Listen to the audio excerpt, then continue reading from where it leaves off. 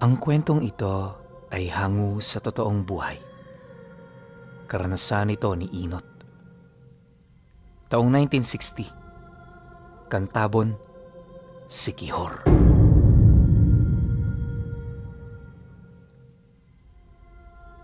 Hindi na dapat kayo pumunta pa! Mga katagang paulit-ulit na sinasabi ni Inot sa mga taong dumarayo sa lugar nila. Noong mga panahong kasing ito, naging matunog ang Cantabon sa mga antingero. Marami ang nagsasabing tahanan ito ng samut-saring mutya at agimat, kaya ang mga antingerong nagmula pa sa malalayong parte ng bansa, nagkakandarapang makatungtong sa isla ng Siquijor. Bagaman alam nila ang panganib na dulot ng kanilang pasya, hindi nila yun iniinda. Para sa kanila, isang malaking biyaya ang pagtungo roon, subalit para kay Inot at sa kanyang pamilya, isa itong malaking banta sa lugar na ilang henerasyon na nilang minana. Lingid sa kaalaman ng nakararami, parte sila ng angka na nagmula pa sa mga datu. Ang buong isla, dapat talaga pagmamay-ari nila. Ngunit dahil sa pag-usbong ng gobyerno at mga bagong lipunan, kakaperanggot na parte ng lupain ang natira sa kanila. Isa ito sa mga dahilan kung bakit marami sa kanilang mga kadugo ang naghihirap. Hindi naman masisisi ni Inot ang mga tao, lalo pat mas ligtas kung iisipin ang pamumuno ng mga kapitalista. Nawala man sa kanila ang kapangyarihan ng kanilang mga ninuno, meron naman silang mga bagay na kailanman hindi sa kanila maaagaw. At yun ay walang iba kundi ang karunungan pagdating sa lihim na aral. Kagaya ng mga sinaunang datu, biyasa ang kanilang pamilya sa mga sinaunang aral. Sa maniwala man kayo o hindi, kabilang sila sa mga angkan na hindi niyakap ang impluwensya ng Kristyanismo at Islam. Mas nanaig sa kanila ang lumang paniniwala patungkol sa mga diwata at bathala. Bata pa lang din si Inot, sinanay na sila ng mga nakatatanda sa mga taktika pagdating sa pakikipagkumbate. Kagaya rin ng mga magulang nila, kilala na nila ang mga gubat na nakapalibot sa kanilang lupain. Sa totoo lang, noong bata pa siya, hindi niya mawari kung ano ang dahilan nito. Pero nung nagkaisip na siya at nakilala na niya ang mga taong dayo sa lugar nila, dito niya napagtantong ang mga pagsasanay palang pinagdaanan niya ilang taon nang nakakaraan ay malapit na niyang magamit. Sa pagtungtong ng buwan ng Abril, mas lalong dumami ang mga antingerong dayo sa isla. Lahat yon, armado ng iba't ibang uri ng pangontra laban sa mambabarang, mangkukulam at mga manlalason. Dahil dito, dumami sila ng husto. Marami na rin sa mga mambabarang at mga mangkukulam ang napapaslang, kaya naman yung mga antingerong tubo sa isla, medyo nagkagulo na. Para maagapan ng ganoong pananakop ng mga kapanalig nila, nagpasya silang magkaroon ng pagtitipon. Mula sa pinakadulong lupain ng Siquijor, pinatawag nila ang lahat ng may alam sa aral. Inilagay din nila dito ang lugar ng kanilang pagkakatipunan upang hindi maligaw ang mga ito. Sa ilalim ng kanilang mga napagkasunduan, magkakatipon silang lahat sa lupain ng angka ni Inot. Ginawa nila ito bilang pagkilala sa pinakamakapangyarihang datong umiral sa isla. Nang marinig naman niya ang tungkol sa ulat, naging abala silang mag-anak sa paghahanda. Inaasahan kasi nilang marami ang dadalo, lalo pat isang seryosong banta ang kanilang pag-uusapan. Halos ilang araw din sila noong nag-ayos ng sala ng bahay para lamang maging presentable ito sa mga mata ng mga bisita. Ang kaso lang, hindi ito naging madali, lalo pat maraming mga dayo ang palaging dumaraan sa bahay nila. Minsan nga, kapag may mga kasama itong taga-baryo, kinokompronta pa sila nito. Kadalasan naghahanap lang ito ng direksyon. Kinakausap naman ito ng mahinahon ni Inot, ngunit sa puso niya, nagtatago ang isang hindi maipagkakailang galit at puot. Oh, naunawaan niyang purong paniniwala ng mga ito at naghahanap lang ng karga. Pero kasi sa ginagawa nila, nabubulabog ang libu-libong tahanan ng mga engkanto sa gubat. Banal para sa kanila ang mga lugar na tinitirhan nito, kaya ang paningin nila sa mga dayong antingero ay mga mananakop na gustong kamkamin at baguhin ang malaking porsyento ng kanilang lupain at paniniwala. 2 araw bago sumapit ang pagtitipon, muli siyang nakasilay ng 5 antingero na naglalakad patungong bundok. May mga bitbit itong piko at pala na animoy maghuhukay ito sa kagubatang sakop ng ari-arian nila. Matapos naman niya itong makita, dito na siya naglakas loob na kumprontahin ang mga ito. Walang sabi-sabi, agad naman siyang humarang sa daan, sabay tanong sa kasama nitong taga-baryo ukol sa kanilang pakay sa lugar. Saan kayo pupunta? At bakit may mga dala kayong panghukay? Pwede kayong dumaan, pero hindi ibig sabihin nun, wala yung mga kondisyon. Ipinagbabawal ko rito ang pagdadala ng mga ganyang kagamitan. Kaya kung gusto ninyong tumuloy, iwan nyo yan dito sa bahay. Makuha nyo naman yan, pagdaan nyo mamaya. Nang marinig naman ito ng mga taga-baryo, agad naman itong nagsalita sa mga kasama nitong antingero. Maya-maya pa, pagkarinig naman ng mga ito sa nais niya, bigla naman yung umalma. Iba man ang dialektong gamit nito, hindi may pagkakaila ni Inot ang mga mensaheng ibig nitong iparating. Dahil sa ganoong pangyayari, di na siya naghintay pang magsalita ang taga-baryo. Paghugot niya ng kanyang itak, agad naman niya itong sinigaw-sigawan habang paulit-ulit na pinagmumumura. Abay mga ina ninyo! Magsilayas kayo rito kung hindi kayo susunod. Lugar namin to, at ang batas dito ay amin. Hindi kami makikibagay sa inyo, porke mga kapanalig namin kayo. Dahil sa kanyang sinabi, agad namang tumaas ang tensyon. Yung taga-baryo noon, namagitan na sa kanila, ganon din ang iilan sa mga kapatid at mga kadugo niyang naroon. Ilang minuto pa ang lumipas. Nang mailayo na siya sa mga ito, agad naman siyang pinayuhan ng kanyang mga kapatid. Yung grupo namang nakaalitan niya, tumuloy na rin patungong gubat na para bang walang nangyari. Sinubukan niya pa itong pigilan pero masyadong marami ang humarang sa dinaraanan niya. Kinumbinsi rin siya ng mga ito na kesyo hindi niya kailangang maging marahas sa mga dayuhan.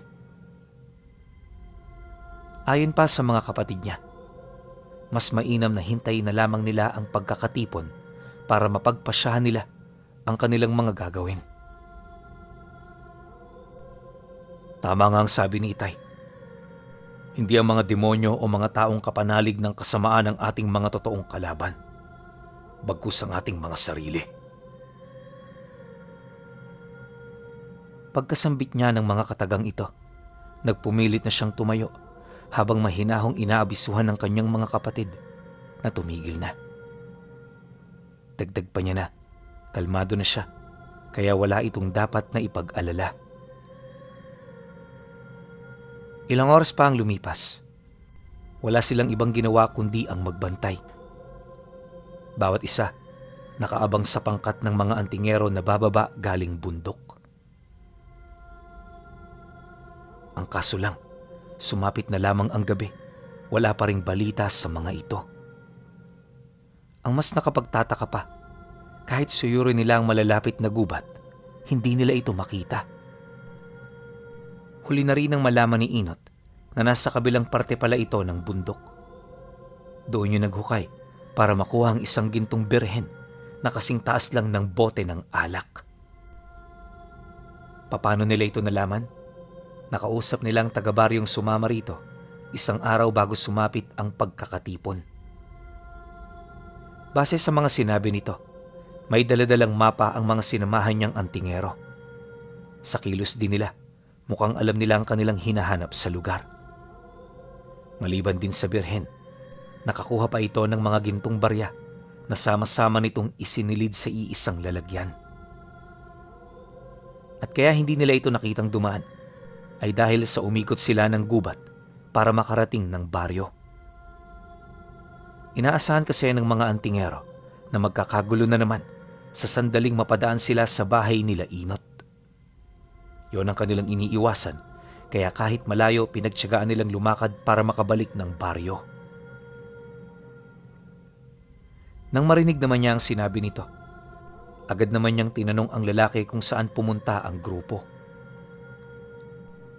Nako, yun ang di ko alam. Pero bago ho kami magkahiwa-hiwalay, nabanggit nila sa akin na hindi pa sila rito aalis. May mga hinihintay pa silang kasama para kumuha ng mga katulad ng birhen. Balak din ho nilang muling bumalik sa gubat. Pero sa pagkakataong yun, hindi na sila sa inyo daraan. Di ko lang ho sigurado pero malakas ang kutob ko na maraming mga gintong rebulto ang nakatago sa mga lupaing sakop ninyo. Dahil sa sinabi nito, galit na galit naman siyang napamura. Sa punto kasing yun, nasisiguro na niya na nalaman na ng mga antingero ang tungkol sa mga itinagong yaman ng mga dating datu na namamahala sa lugar. Maski nga sila, alam ang mga lokasyon nito, pero wala sa kanilang naghahangad na kunin ito dahil inihabilin ito ng kanilang mga ninuno. Sa sandali ring may magnakaw ng mga kayamanang yon, nakahanda sila na ito ay ipagtanggol, anuman ang maging kapalit. Matapos naman niyang malaman ng lahat-lahat, nagpatawag siya ng biglaang pagpupulong sa lahat ng angkan at mga kaibigan nila. Pagpatak ng gabi, bitbit ang kanyang armas. Pinamunuan niya ang nabuo nilang pangkat. Lahat ng lugar sa Kantabon palihim nilang sinuyod para hanapin ang mga salarin. 5 oras din ang kanilang ginugol sa paghahanap bago nila marating ang isang liblib na baryo ng mga mangkukulam. Wala silang ideya kung naroroon ba ang hinahanap nila. Pero sa kabila nito, naglakas loob silang pumasok. Sa bukana pa lang ng baryo, hinarang na sila ng mga individual na kasalukuyan noong nagbabantay. Bawat isa, may mga kapansin-pansing karga sa katawan. Animoy meron itong inaasahang mangyayari noon ding mismong gabi.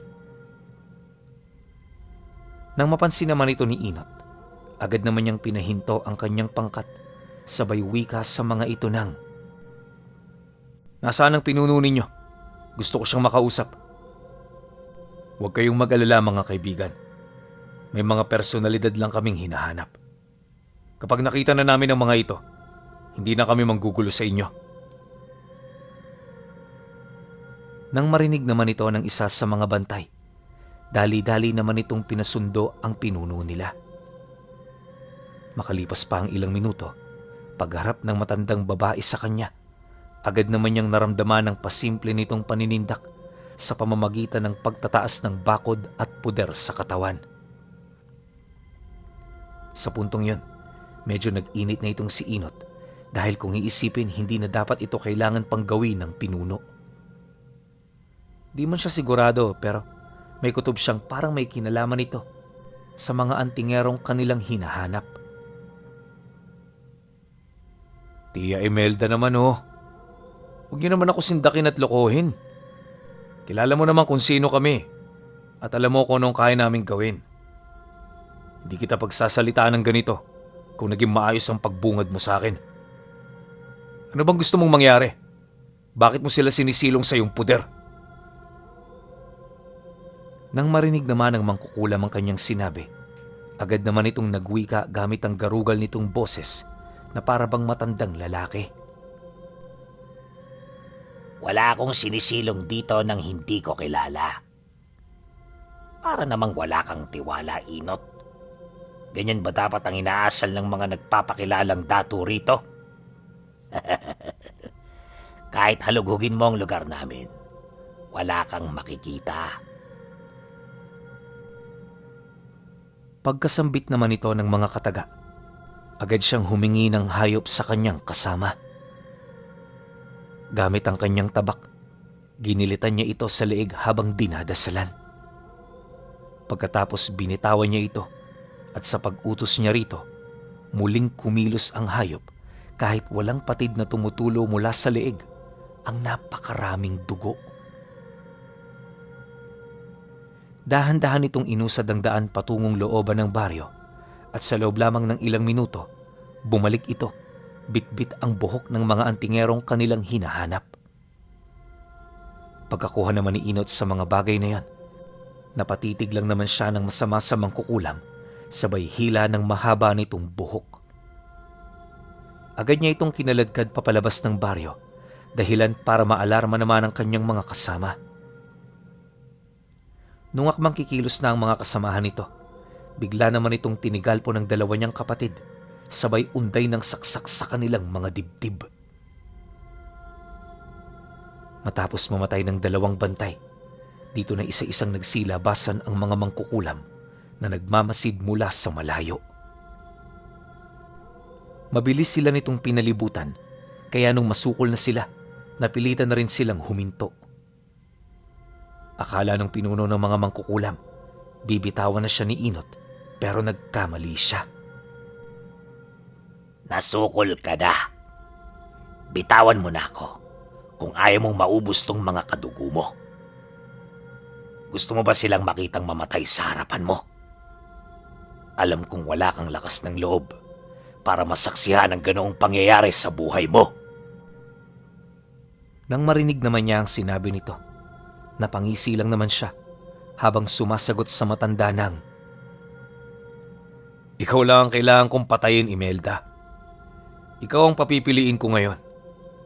Papatayin kita o ilalabas mo ang mga taong aming hinahanap? Malaki ang gampanin ng pinuno ng mangkukulam sa inyong angkan. Kaya alam kong malaki kang kawalan para sa iyong mga kaanib. Kapag nawala ka na, magkakawatak-watak silang lahat. At doon na mapapatid ang inyong kapangyarihan. Dahil sa kanyang sinabi, laking gulat na lamang nila nang bitawan ng mga mangkukulam ang mga dala nilang sulo. Tinapon na rin nila ang mga manika nilang dala, nagawa sa uhay at kahoy ng salsagan. Pagkatapos na nahimik ito ng ilang minuto, kasabay ng pag-utos nito sa iilan nilang mga kasama na ilabas na ang mga antingerong tinatago nila. Pagkarinig naman nila sa sinabi nito, matyaga lang naman silang naghintay hanggang sa lumabas na ang 5 antingero. Kagaya ng inaasahan, nasa maayos pa rin itong kalagayan. Bitbit din ng mga ito ang kanilang mga sandata, animoy hindi man lang ito nagbigay ng pagkasindak sa hanay ng mga mangkukulam. Pagharap naman ito sa kanila, agad namang namagitan ng mangkukulam na marunong ng dialektong ginagamit ng mga taong yun. Ito ang naging daan upang makapag-usap sila ng maayos. Base sa paliwanag ng 5, wala silang ninakaw na anumang bagay sa lupain nila. Ang kanilang nakuha ay isang kayamanan na pawang sila lang ang nakakaalam.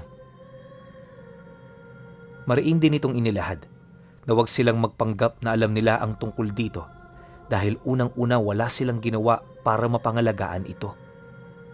Dagdag pa ng mga antingero na kapag nakuha na nila ang kanilang pakay, aalis na sila, kaya mas maganda na hayaan na lamang nila ito sa mga nais nitong mangyari. Nang marinig naman ni Inot ang sinabi nito, mas lalo siyang nakaramdam ng matinding galit para sa mga dayuhan. Bukod kasi sa isang malaking lihim ang tungkol sa mga kayamanan, hindi rin niya matanggap na inilahad ito ng mga taong yon ng basta-basta at sa harap pa mismo ng mga nilalang na tinuturing nilang kalaban. Dahil sa ganoong pangyayari, agad naman niyang pinag-utos sa mga mangkukulam na huwag silang makikialam. Upang masiguro namang hindi sila nito tatraydorin, sinikap nilang ipitin na muna pansamantala ang namumuno sa baryo. Pagkabigay niya sa matanda sa kanyang kasama, Dali-dali naman siyang lumapit sa 5. Wala siyang ipinakitang kaduda-dudang kilos nang sa gayoy hindi ito maalarma sa kanyang paglapit. Ang hindi alam ng mga antingero, nakaisip na ng isang magandang plano itong si Inot. Pagharap naman nilang 6, mahinahon niya itong inabisuhan ukol sa kasalanan na kanilang ginawa. Pananakot pa niya na parusang kamatayan ang naghihintay sa sinumang taong nagnakaw ng mga naitagong kayamanan ng kanilang mga ninuno. Merong rason kung bakit namin hindi yan pinakikialaman. Huwag niyo rin sana kaming pagbintangan na wala kaming alam ukol dyan. Pagmamayari namin ng lupa, kaya alam namin ng mga kasaysayang hindi alam ng lahat. Isoli niyo ang inyong mga kinuha at sa ganung paraan, baka pwede kong pag-isipan ng kapatawaran ng bawat isa. Ngunit kung magmamatigas kayo, wala na rin akong magagawa. Huwag niyo sanang isipin na masisinda kami dahil paparating ang inyong mga kasama. Kahit isang lehiyon ang dumating, hindi yan uubra sa amin.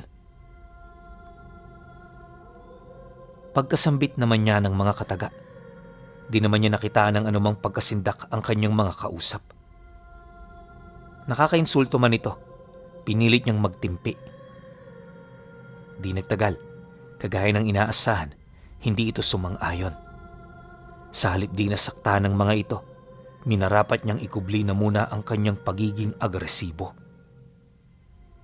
Iniiwasan niya kasing makita ito ng mga mangkukulam nang sa gayoy hindi ito maalarma. Malakas kasi ang kutob noon ni Inot, may ugnayan ang mga antingero at mga mangkukulam sa baryong yon dahil kung wala, di sila magpapasilong ng mga ganoong individual. Matapos naman ang kanilang komprontasyon, dito na siya nagpasyang iwan ng matanda. Dali-dali rin silang umalis sa lugar para hindi na mas lalong tumaas ang tensyon. Habang binabagtas nila ang daan papalayo, gulat na gulat naman ang kanyang mga kapatid ukol sa kanyang inasal.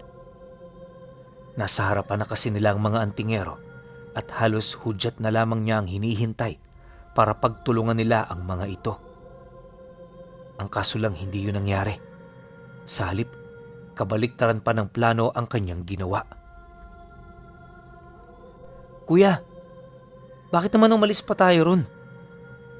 Hawak na natin ang pinuno ng mga mangkukulam. Walang magagawang kahit na sino sa kanila kung papatayin natin ng 5. Siguro ngayon pa lang, mag-isip ka na ng sagot sa mga naabahala natin ngayong gabi. Wala tayong inabala, Pedro. Nakasunod pa rin naman ako sa plano. Yun nga lang, meron akong iilang binago. Mamaya pag-uwi natin, ilalahad ko sa inyong lahat ang gusto ninyong malaman. Nang marinig naman ito ang kanyang sinabi, wala naman itong nagawa kundi ang tumango. Ilang oras pa ang lumipas bago sumapit ang bukang liwayway. Nakabalik na sila sa kanilang pamamahay. Puyat na puyat man ang marami, pinili ng mga itong manatili para makinig sa kanyang mga sasabihin. Pagsimula ng kanilang pulong, agad siyang humanap ng 2 tao para tumungo sa mga kadugo nilang nakatira sa kang-isad. Ang mga kadugo nilang yun pinuno, sinadya talagang manirahan sa malayo upang hindi sila magkagulo. Taliwas kasi sa kanila na sa kanan ang sinusunod. Ang mga ito ay purong kaliwa. Bawat isa rin sa kanila may mga dugo ng gabunan na tinatawag na mga maragko. Nung marinig naman ng kanyang mga kapatid ang tungkol dito, lahat sila napatahimik. Bawat isa seryosong napatanong sa kanyang naging pasya. May mga takyaw naman tayo ritong magagamit ah. Bakit kailangan mo pang magtawag ng mga maragko, Inot? Kung papupuntahin natin sila rito, marami ang mga mamamatay. Kilala mo ang mga maragko. Hindi sila marunong tumingin ng mga kaibigan. Basta nakakita sila ng dugo, papatayin nila ang taong dinadaluyan ito. Nang marinig naman niya ang sinabi nito, di naman niya maiwasang sumagot. Alam niya kasi na para makumbinsi ang kanyang mga kapatid, kinakailangan niyang mapatunayan na may punto ang kanyang mga sinasabi. Wala tayong ideya sa puwersang paparating sa hanay nila. Mamayang gabi mangyayari ang pulong. At duda ko, hindi ito maitutuon sa problema natin dito. Huwag nating idamay ang iba nating mga kapatid para magkaroon ng kabuluhan ng kanilang pagpunta. Ang ating problema ay atin, kaya tayo magdedesisyon kung ano ang kinakailangan nating gawin. Matapos naman niya itong mailahad, kahit papaano hindi naman tumutol ang iba niyang kasama. Ilang minuto pa ang lumipas, umalis na ang dalawa niyang inutusan para pumunta sa lugar ng Kang Isad.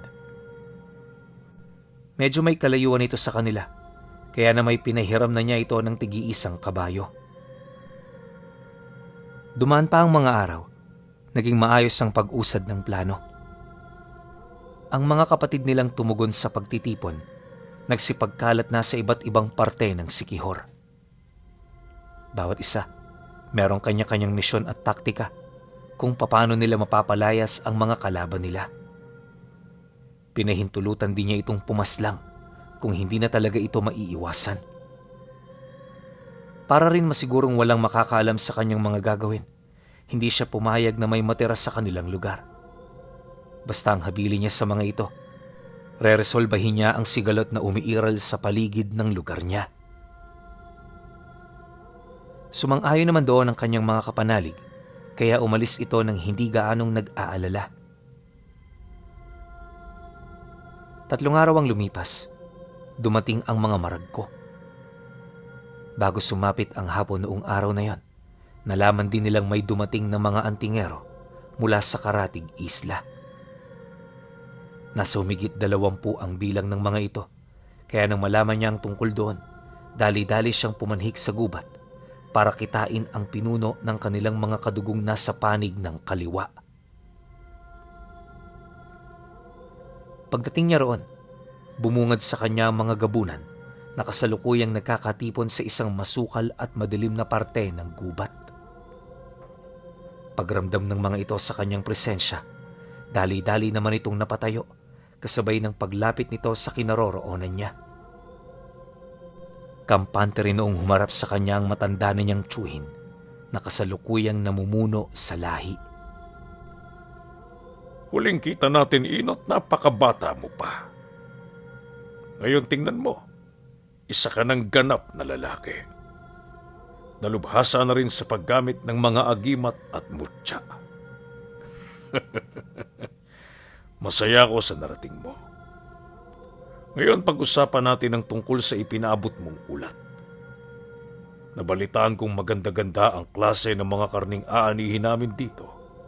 Kaya dinala ko ang pinakamauhusay sa aking mga mandirigma. Sabihin mo, kailan sila rito nakapasok? Pagkasambit naman ito ng tiyuhin niya, agad niyang napansin ang mga kasamahan nitong nagtatangan ng napakabigat na presensya. Bawat isa rin, may mga hawak-hawak na sandata na animoy maihahalin tulad mo sa mga kahoy na tinupok ng apoy. Makalipas pa ang ilang minuto, may hinahon naman siyang sumagot sa kanyang tiyuhin para mailahad ang mga naisip niyang plano. Una, tiyo, para hindi kayo mahirapan, hayaan mong palibutan muna namin ang lugar na ito ng mga takyaw. Pahihinain natin ang mga depensa at abilidad ng mga mutya nila upang mas madali nyo silang mapatay. Pagkatapos nun, kayo na ang bahala. Maghihintay na lang kami ng resulta. Dahil sa kanyang sinabi, agad naman itong pinatulong ang kanyang mga kasamahan sa pagpapakalat ng mga takyaw.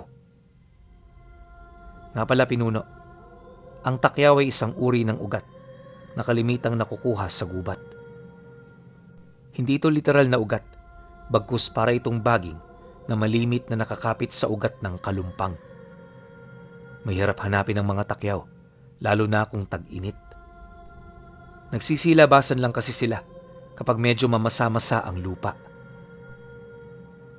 Sa unang tingin nakakalain mong wala itong silbing ugat, pero sa mga kamay ng nakakaalam, isa itong pangunahing pangontra laban sa mga mutya at agimat na taglay ng isang antingero. Sa sandaling nakapasok ang mga antingero sa lugar na pinalilibutan ng mga takyaw, mawawalan ng bisa ang lahat ng karga nila. Pero dapat yung takyaw na yon, merong orasyon. Mararamdaman naman nilang buhay ang kanilang mga karga, pero hindi nila ito mapapagana. Ultimo ang mga usal nila sa libreta, mawawalan din ng silbi. Dahil sa ganoong abilidad ng takyaw, marami sa mga albularyo ang sinusunog o pinapatay ang mga punong nakakapitan ng mga ito. Kaya lang din madali itong mahanap sa lugar nila Inot ay dahil sa sila mismong nagtutulong-tulong para dumami ang mga ganoong uri ng ugat. Bibihira lang din ang nakakaalam sa aral nito, kaya wala halos silang ipinag-aalala. Matapos naman nila itong maikalat sa paligid, muli silang bumalik ng baryo para magmasid. Pagpatak naman ng sumunod na gabi, kagaya ng inaasahan, pasimpleng pumasok sa kanilang lupain ang malaking bilang ng mga dayong antingero. Gabi nila pinagnakawan ang lupa nila Inot sa paniniwalang walang makakatunog sa kanila. Ang hindi nila alam, kanina pa silang pinagmamasdan ng mga maragko. Pagpasok ng mga ito sa gubat, para itong mga taong kinatay ng walang kalaban-laban. Gaano man kalalakas ang mga tanga nilang karga, wala itong nagawa sa harap ng mga kadugo nila. Sa loob ng ilang minutong pakikipaglaban ng mga ito, kitang-kita at rinig na rinig niya ang mga daing ng mga antingero. Bawat isa, gulat na gulat dahil sa pagkawala ng bisa ng kanilang mga karga.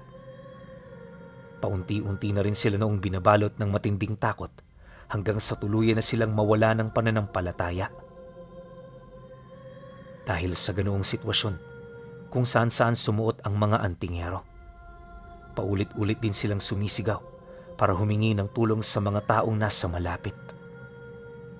Ang kaso lang, dahil sa masyado na silang malayo, walang nakarinig sa kanilang mga daing hanggang sa tuluyan na silang nalipol ng mga gabunan. Pagbalik ng katahimikan sa paligid, umalis na rin ang grupo ni Inot. Gustuhin man kasi nilang kausapin ang kanilang mga kadugo, alam nilang masyado itong imposible dahil nasa oras pa yon ng kanilang panginginain. Kinabukasan, nakita na lamang nila ang tiyuhi niya na kampanteng naglalakad sa tabi ng bahay nila. Sa likuran nitong bahagi, naroon ang mga gabunan na may bit-bit sa mga karning pinira-piraso nila. Dumaan pa ang mga araw, nabalitaan na rin niya ang tagumpay ng kanilang mga kasama na nasa ibang lugar. Nabawi na rin nila noon ang gintong birhen, kasama ang mga baryang naiahon mula sa ilalim ng lupa. Matapos nun, pinilit nilang ibalik sa dati ang kanilang pamumuhay. Naging madali naman ito, lalo pat wala na silang nakaaway pa pagkatapos nilang mapalayas ang mga dayong antingero. Ngayong pangkasalukuyan, kahit wala na itong si Inot, nananatili pa ring sariwa sa alaala ng kanyang mga kaapu-apuhan ang tungkol sa naging brutal na pagpaslang sa mga antingero, nakadugo nila at kinikilala na mga maragkong gabunan, ang kinakatakutang lahi.